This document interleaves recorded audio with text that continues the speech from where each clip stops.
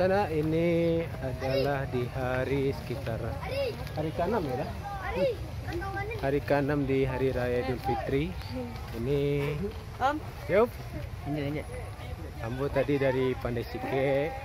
Jadi kini kami mengunjungi lokasi Pacu Jawi sesudah Hari Raya ini diadakan lagi. Karena juga mungkin orang rantau lagi pulang. Ini lokasinya adalah di Nagari Tabe, Kecamatan Periangan.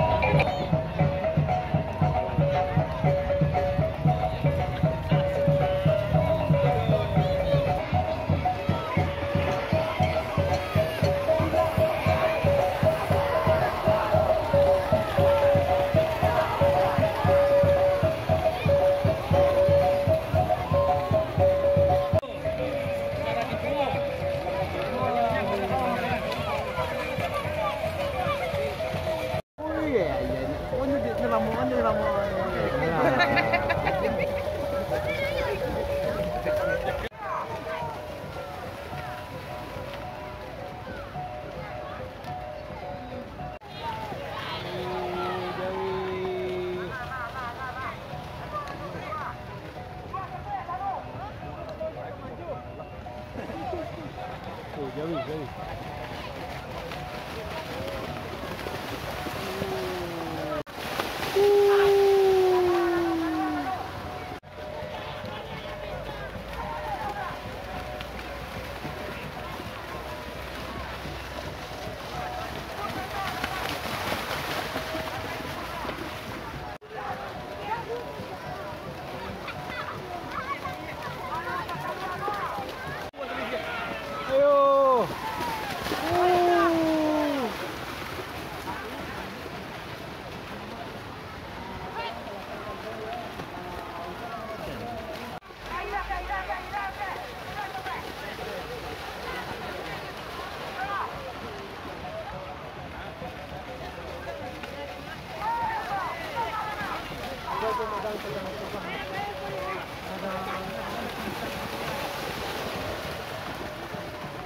Dah cukup kaya lah. Mana main panah ya?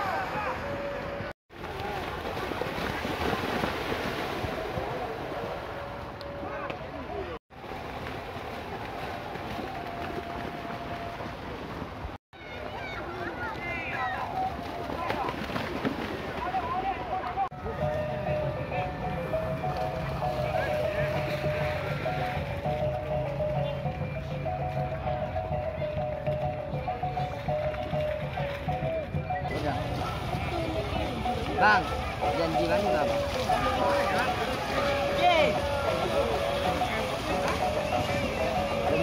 Ada